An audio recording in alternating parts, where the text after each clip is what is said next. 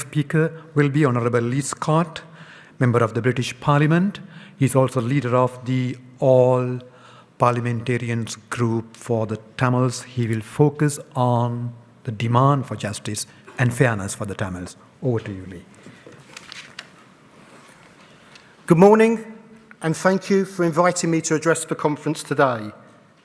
I'm not going to read a written speech. I'm going to speak from the heart and what I actually feel. I'm going to start by something that I haven't heard yet, but I think needs saying, and that is an apology to the Tamil people.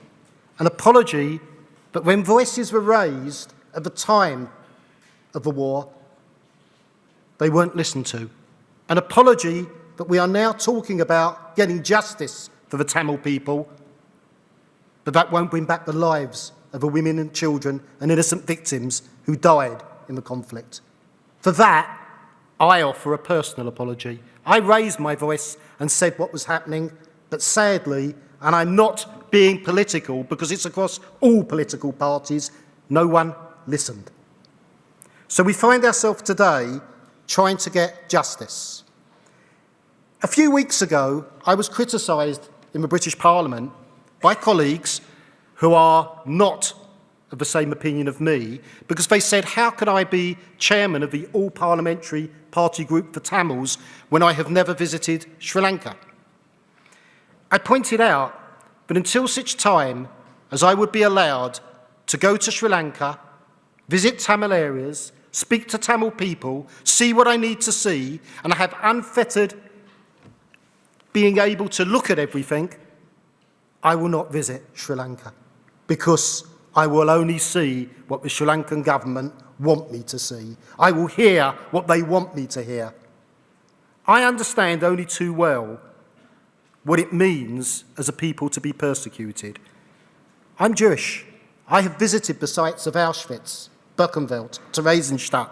I have seen what man's inhumanity to man can do. And at the end of the Second World War, we were told, never again. Yet at the end of the conflict, we found thousands and thousands of women and children in camps. There are still people in camps. It is unacceptable. So yes, we do need an independent international investigation into the atrocities, the genocide that took place during the conflict. And I think it was a worthy comment earlier by one of the previous speakers who said it goes beyond the current conflict and the current regime. It goes back a lot longer. If we look back, there have been troubles and atrocities committed right the way back for generations. So it befalls on us to speak out, to carry on until such time as those who are in a position to listen will listen. I do believe the United Nations, and here we are in Geneva, in the heart of the United Nations human rights, that they have an obligation to investigate and protect the rights of innocent Tamil people who lost their lives. Before that happens, and we're at a later session today I will be speaking, it is very difficult to talk about reconciliation until there has been justice. And that is justice for all. It is not my role to say who is guilty and who is not guilty.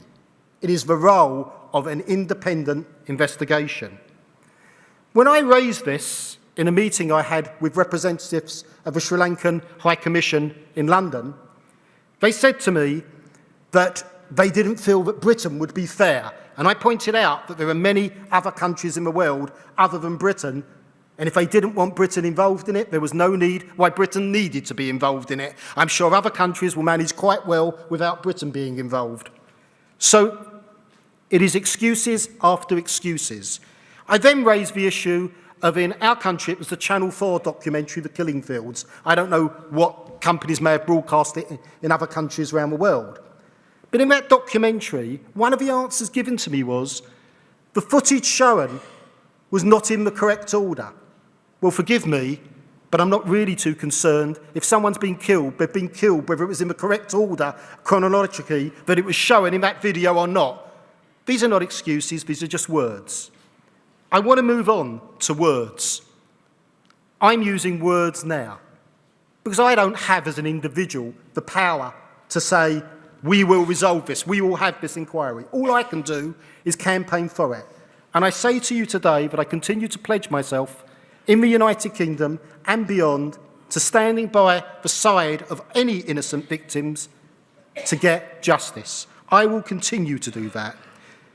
But it hasn't ended, has it? It didn't end with the atrocities that took place at the end of that conflict, because we have seen resettlement in Tamil areas, Tamil jobs such as fishing, etc., being given to other, the military being involved in business and running business, intimidation. This is no way for any country to run. So therefore, I only say again to you today, an apology for what happened and that the world, in essence, stayed silent. We should all bow our heads in shame at that. But there is an opportunity to get justice for those who no longer have a voice. And I will continue to fight for that justice. I probably haven't used my 10 minutes, but I'll give more to other speakers. Thank you.